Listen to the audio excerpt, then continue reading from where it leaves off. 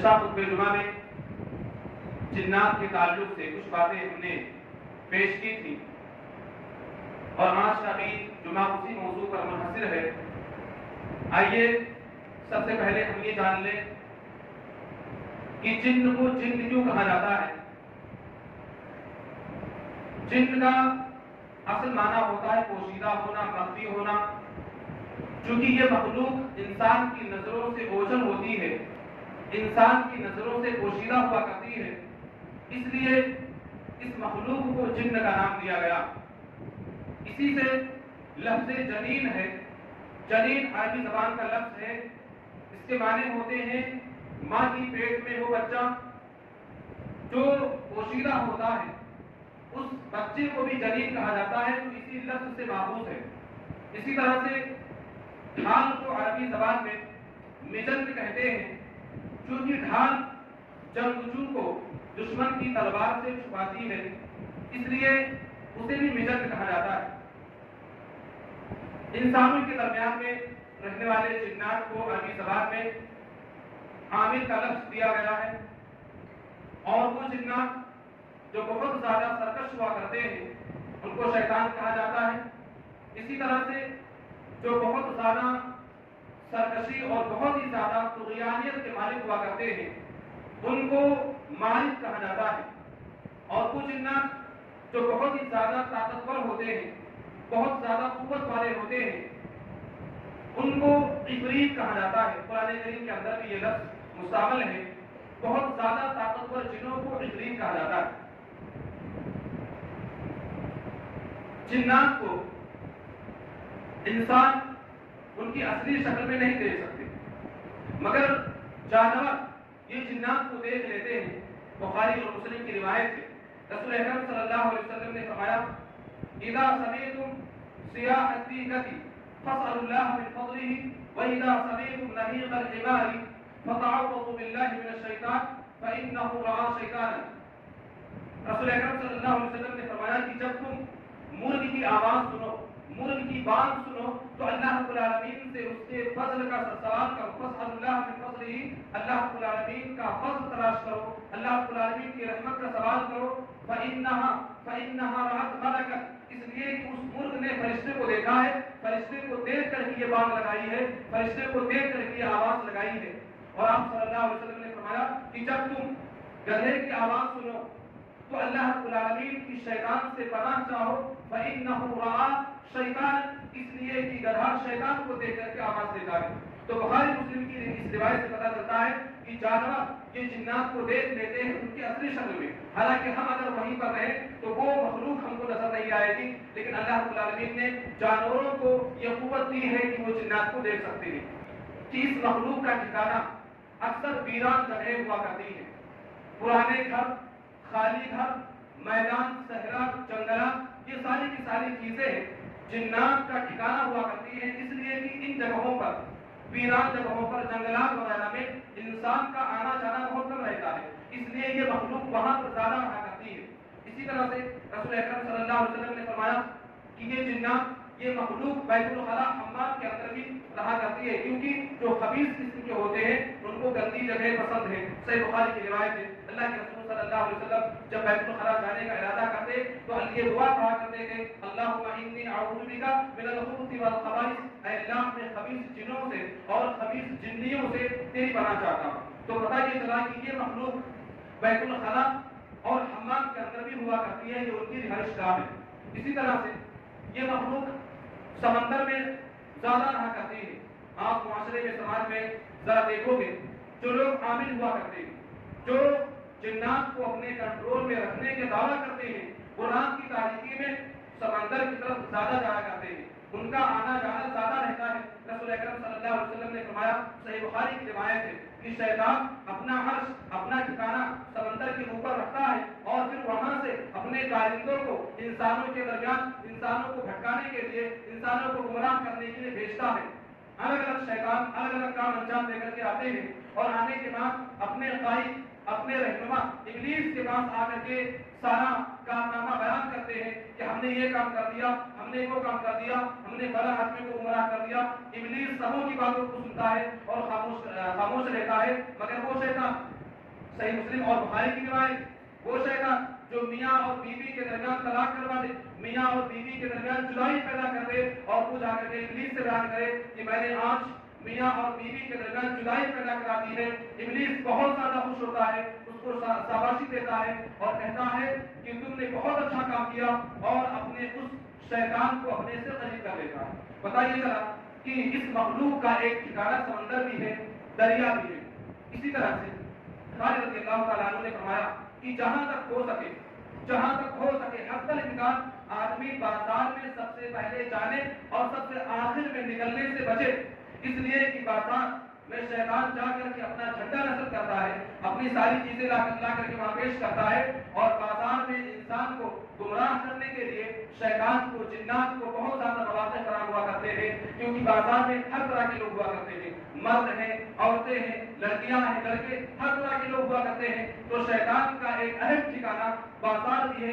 رسول اکرم صلی اللہ علیہ وسلم نے فرمایا اس مخلوق کے پھیلنے کا وقت یہ شام کا وقت، جب رات آنا شروع ہوتی ہے، شام ہونا شروع ہوتی ہے، رسول اکرم صلی اللہ علیہ وسلم نے فرمایا فَإِنَّ الشَّيَاطِينَ تَنْتَشِرُ حِينَئِذٍ، اس وقت کے مخلوق انسانوں کے درمیان پھیلنا شروع ہو جاتی ہے۔ اور رسول اکرم صلی اللہ علیہ وسلم نے یہ تعلیم دی کہ جب رات ہونے لگے، شام ہونے لگے، تو انسان کو چاہیے کہ اپنے بچوں کو اپنے گھروں کے اندر رکھے، ان کو باہر گھومتا ہوا نہ چھوڑ دے، اپنے گھروں کے اندر بلائے اور دروازے کو بسم اللہ پڑھ کر کے بند کر دے، اس لیے کہ شیطان بند دروازے کو کھول نہیں سکتا، اور جب رات ہو جائے، تاریکی ہو جائے، تو پھر آپ اپنے بچوں کو اپنے گھر سے باہر نکال سکتے ہیں۔ یہ رسول اکرم صلی اللہ علیہ وسلم کی تعلیمات ہیں کہ کوئی بھی انسان شام کے وقت جب رات ہونا شروع ہو جائے، شام کا آغاز ہو، اس وقت اپنے بچوں کو گھروں کے اندر رکھا کرے اور ان کو باہر گھومتا ہوا نہ چھوڑے، اس لیے کہ یہی وقت ہے شیطان کے پھیلنے کا،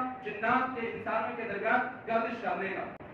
اسی طرح سے یہ بھی پتہ چلتا ہے کہ اس مخلوق کے اندر بھی شادی بیاہ کا جس طرح سے انسانوں میں ہوتا ہے، ان کے یہاں بھی اس طرح کی چیزیں پائی جاتی ہیں، شادی بیاہ، میاں بیوی، منگنی، یہ ساری کی ساری چیزیں جو انسانوں کے اندر ہوتی ہے، اس مخلوق کے اندر بھی ہوتی ہے۔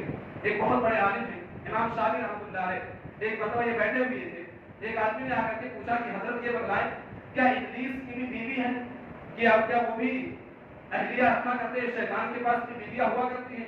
امام شافعی رحمۃ اللہ علیہ نے سورہ کہف کی آیت کریمہ تلاوت کی، افتتخذونہ وذریتہ اولیاء من دونی وہم لکم عدو مبین۔ اللہ رب العالمین نے فرمایا تم نے اللہ رب العالمین کو چھوڑ کر کے شیطان کو اور اس کی اولاد کو اپنا دوست بنا لیا ہے، حالانکہ وہ تمہارے کھلے ہوئے دشمن ہیں۔ امام شافعی رحمۃ اللہ علیہ نے یہ آیت کریمہ تلاوت کی اور فرمایا اولاد کا ذریعہ یہ بیویاں ہی ہوا کرتی ہیں۔ اس آیت کریمہ سے پتہ چلا کہ ان کے یہاں بھی شادی بیاہ کا یہ جو رسم و رواج انسانوں کے یہاں ہے شادی بیاہ کے تعلق سے، یہ چیزیں جنات کے اندر بھی رائج ہیں۔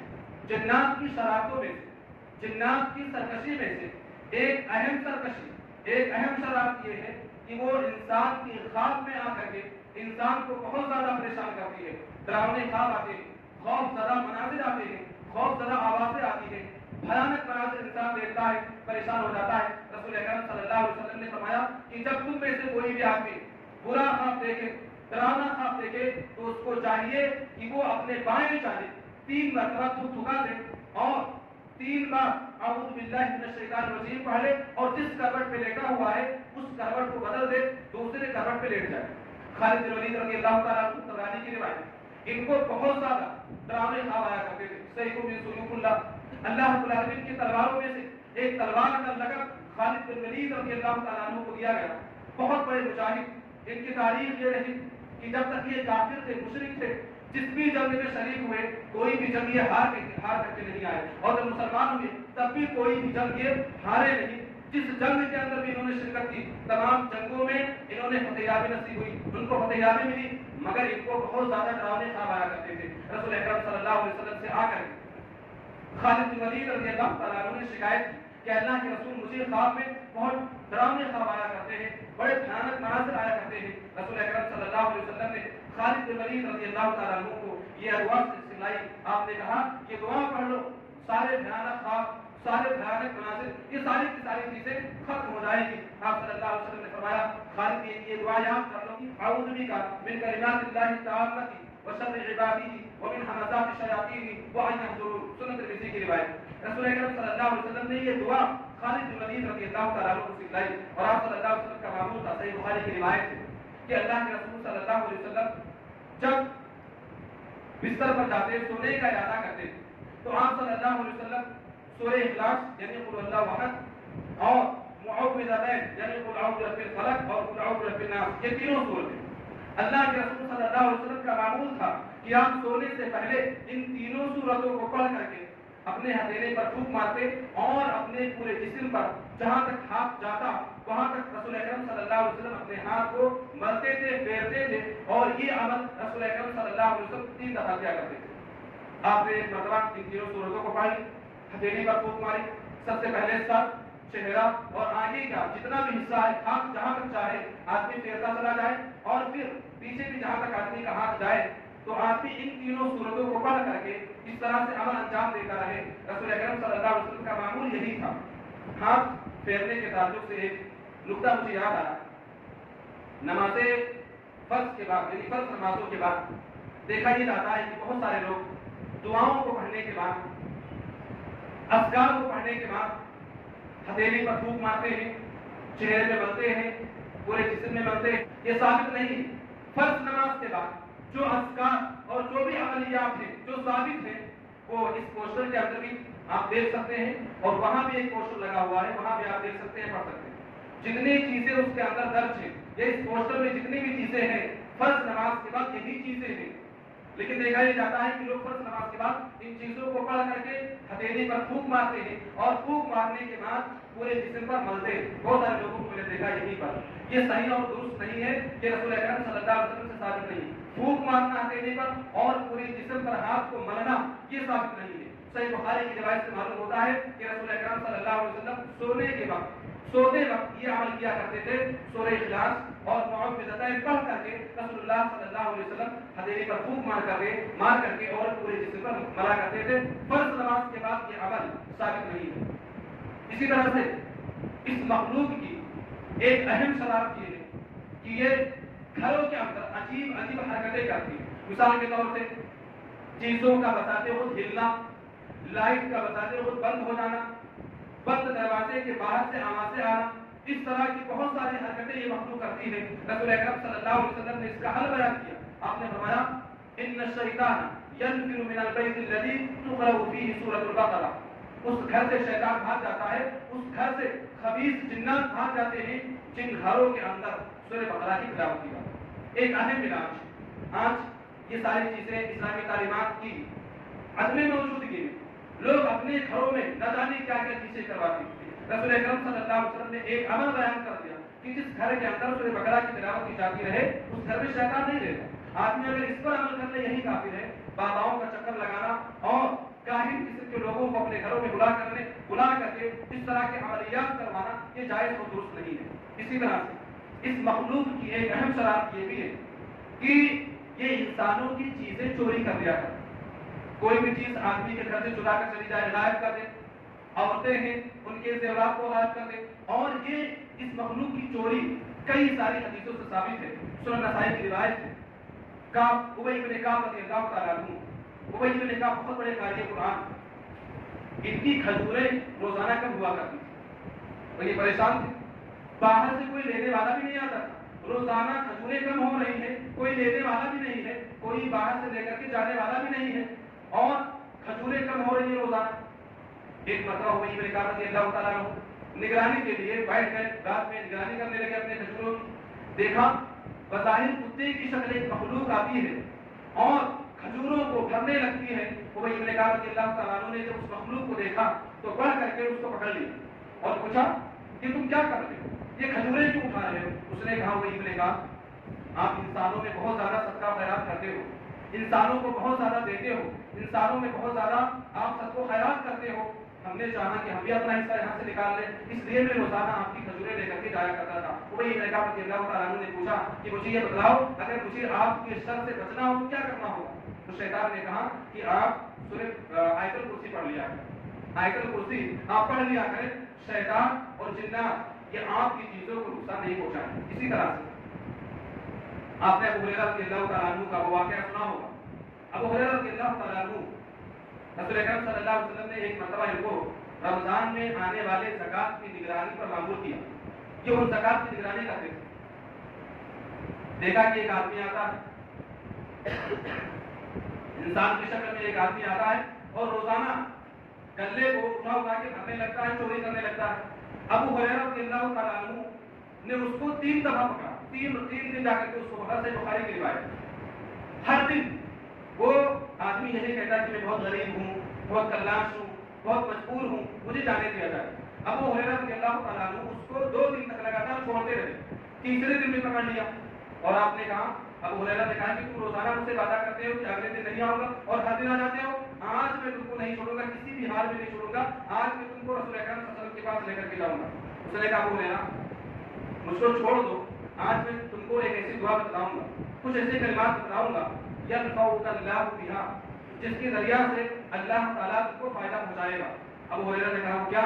اس نے کہا اذا آویت الی فراشک فاقرأ آیۃ الکرسی, جب آپ سونے کے لیے جاؤ تو آیت الکرسی پڑھ لیا کرو.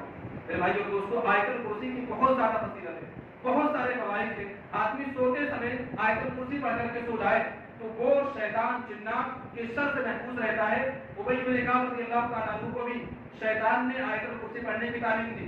یہاں ابو ہریرہ رضی اللہ تعالیٰ عنہ کو بھی شیطان نے آیت الکرسی پڑھنے کی تلقین کی. اور حدیث کے اندر ایک اہم نکتہ شیطان نے شیطان کا عقیدہ دیکھو. شیطان کا عقیدہ یرفعک اللہ بہا, ایسے کلمات سلاؤں گا جس کے ذریعہ اللہ تعالیٰ تم کو فائدہ پہنچائے گا. اور وہ کلمات آیت الکرسی ہیں. پتہ یہ چلا کہ آیت الکرسی بتاتے خود انسان کو نفع اور نقصان پہنچانے کا مالک نہیں ہے. قرآن کی جتنی بھی آیتیں وہ بتاتے خود انسان کو نفع یا نقصان پہنچانے کا مالک نہیں ہے. وہ آیتیں, قرآن کریم کی آیتیں یہ ذریعہ ہیں نفع اور نقصان پہنچانے والا اللہ رب العالمین ہے. نفع پہنچانے والا صرف اللہ رب العالمین ہے. شیطان کا عقیدہ دیکھو, اس نے کہا ینفعک اللہ, اللہ تعالیٰ تم کو فائدہ دے گا آیت الکرسی کے ذریعے. ہم مسلمانوں میں دیکھیں کیسے عقائد میں لوگوں کو کس تعویذ پہن لو, باقاعدہ قبرستان میں سو جاؤ, کوئی دقت نہیں ہے. اتنا عقیدہ مضبوط ہوتا ہے تعویذ پر, لوگ راتوں رات قبرستان میں سو سکتے ہیں, لیکن آیت الکرسی یا تعویذ کو نکال دیا جائے تو دن کی روشنی میں نکلنا گوارا نہیں, اس قبرستان سے گزرنا گوارا نہیں ہے. اس قدر یہ مسلمانوں کا عقیدہ ہے. شیطان نے کہا کہ آیت الکرسی کے ذریعہ اللہ تعالیٰ فائدہ پہنچائے. شیطان کا عقیدہ بہت صحیح ہے. شیطان کو ساری چیزیں معلوم ہیں, شیطان حقیقت سے واقف ہے, لیکن وہ اپنے مشن میں لگا ہوا ہے, اپنے کام پہ لگا ہوا ہے, اس لیے کہ اس نے رب العالمین سے اس کے بندوں کو گمراہ کرنے کا وعدہ کر دیا ہے. وگرنہ شیطان ساری حقیقت اس کو معلوم ہے کہ سچائی کیا ہے. یہاں ایک سچائی آپ کے سامنے میں پیش کر. اسی طرح سے اس مخلوق کو اللہ رب العالمین نے ایک اہم طاقت یہ بھی دے رکھی ہے, تشکل کا اختیار دے رکھا ہے. تشکل بولے تو یہ کسی بھی جانور کی شکل کو اختیار کر سکتی ہے. یہ مخلوق خاص طور سے حدیثوں کے اندر سانپ, بچھو, گدھے, گھوڑے, خچر اور اسی طرح سے پرندوں کی شکل اختیار کرنے کی اللہ تعالیٰ نے طاقت دے رکھی. یہاں 2 حدیثیں میں نے بیان کی. انسان کی شکل میں شیطان آتا رہا, ابو ہریرہ کو پتہ نہیں کہ یہ شیطان ہے. رسول اکرم صلی اللہ علیہ وسلم نے بیان کیا کہ ابو ہریرہ یہ شیطان تھا جو انسان کی شکل میں آتا رہا. اسی طرح سے رسول اللہ صلی اللہ علیہ وسلم نے صحابہ کرام کو یہ تعلیم دی تھی. مدینہ میں آپ نے فرمایا تھا کہ جنات کی ایک جماعت مسلمان ہو کر کے مدینہ میں آباد ہو گئی. جنات کی ایک جماعت مسلمان ہو کر کے مدینہ میں آباد ہو گئی ہے. لہذا اگر تم سانپ کو یا کوئی بھی موذی جانور دیکھو تو اس کو مارنے سے پہلے 3 بار جانے کی اجازت کو جانے کے لیے کہو, اور اگر تو نہ جائے 3 بار کہنے کے بعد بھی نہ جائے تو اس کو مارو. رسول اکرم صلی اللہ علیہ وسلم نے فرمایا کہ جنات کی ایک جماعت مسلمان ہو کر کے آ چکی ہے. تو اللہ تعالیٰ نے اس مخلوق کو شکل اختیار کرنے کی طاقت دی ہے. جنگ بدر کے اندر آپ نے سنا ہوگا شیطان سراقہ بن مالک کی شکل میں مشرکین کی جانب سے مسلمانوں سے جنگ کرنے آیا, لیکن جب شیطان نے فرشتوں کو آتا ہوا دیکھا تو بھاگنے لگا. ایک مشرک نے پکڑ کر دیکھا, کہاں جا رہے ہو, ہم کو تو لائن نکل کروانے کے لیے خود بھاگ رہے ہو. شیطان نے کہا ارے جو میں دیکھ رہا ہوں تم نہیں دیکھ رہے ہو, جو میں دیکھ فرشتے آ رہے تھے. شیطان نے دیکھا, بھاگنے لگا. اس نے کہا سورہ انفال کے اندر آیت نمبر 48 وہ تفصیلی تذکرہ ہے, فرمایا جو میں دیکھ رہا ہوں وہ تو تم نہیں دیکھ رہے. تو اللہ تعالیٰ نے اس مخلوق کو شکل بدلنے کی طاقت دے رکھی ہے. اسی طرح سے رسول اللہ صلی اللہ علیہ وسلم کو قتل کرنے یا جیل میں ڈالنے یا شہر سے بھگانے کے لیے مشرکین مکہ نے دار الندوہ میں جو میٹنگ کی تھی اس میٹنگ کا صدر بننے کے لیے شیطان آیا تھا ایک نجدی بوڑھے کی شکل میں.